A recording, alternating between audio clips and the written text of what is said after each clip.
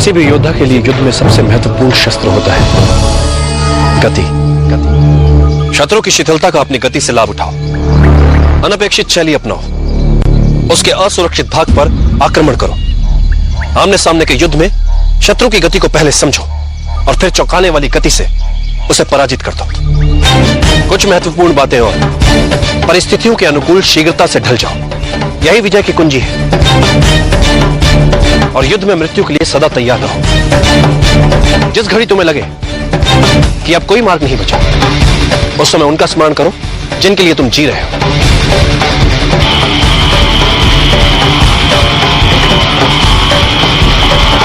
चिंता न करें आचार्य, आपके आशीर्वाद से इस पहाड़ जैसे अहिल्या को पराजित कर दूंगा मैं। दो भूल कर रहे हो।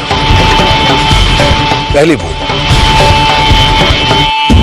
जो शत्रु तुमसे बड़ा है, चालाक है, शक्तिशाली है, उसे कम करके आंक रहे हो। और दूसरी भूल,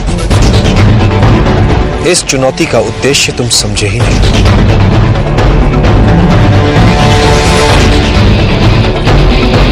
अहिल्या को पराजित करना तुम्हारा उद्देश्य नहीं है। तुम्हारा उद्देश्य है अपने लिए अहिल्या के हृदय में सम्मान अर्जित करना, ताकि वो युद्ध में तुम्हारे लिए लड़ सके। आप कहना क्या चाहते हैं आचार्य? सैनिक अपने शक्तिशाली नायक से डरते हैं, जैसे मगध के सैनिक धनानंद से डरते हैं, किंतु वो धनानंद के प्रति अपने मन में सम्मान नहीं रखते। इसीलिए ऐसे 100 सैनिकों पर युद्ध में वो 10 सैनिक भारी पड़ेंगे जिनके मन में अपने नायक के प्रति सम्मान हो। चंद्रगुप्त, हम चाहे जितने प्रयत्न कर लें, धनानंद जितनी बड़ी सेना एकत्रित नहीं कर सकते। इसलिए मैं चाहता हूं कि तुम्हारी सेना में जो भी सैनिक, उनके मन में तुम्हारे प्रति सम्मान हो। वो तुमसे डरे नहीं, तुम्हें चाहे, फिर तुम्हारे 10 सैनिक भी धनानंद के सहस्र सैनिकों पर भारी पड़ेंगे।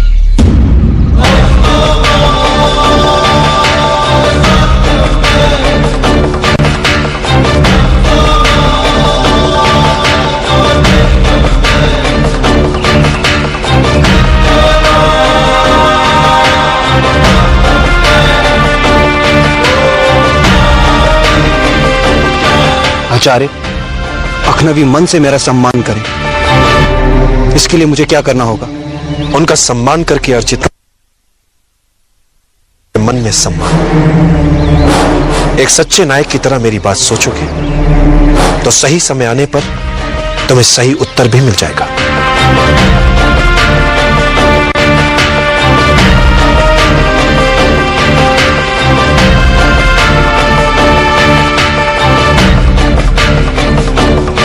विजयी भव।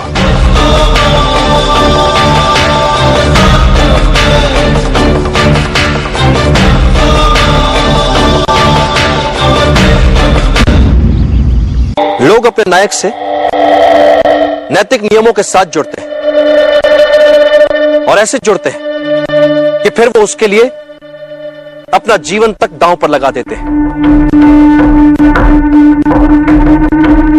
एक सेना नायक को यह बात अच्छी तरह समझ लेनी चाहिए कि सैनिक युद्ध में 2 कारणों से लड़ते हैं। पहला कारण, कोई आशा, कोई स्वप्न, कोई इच्छा। और दूसरा कारण, जब उनके समक्ष लड़ने के अतिरिक्त कोई दूसरा विकल्प ही ना हो, जैसा कि धनानंद की सेना में किसी भी सैनिक के साथ होता है। जब इन 2 विकल्पों में से वो सैनिक जो मन में आशा और सपना लेकर लड़ते हैं, वही सैनिक युद्ध क्षेत्र में हंसते हंसते अपने प्राण तक न्यौछावर कर देते हैं। इसलिए एक अच्छे सेनानायक अपने सैनिकों की इच्छाओं और अभिलाषाओं को मरने कभी नहीं देना चाहिए।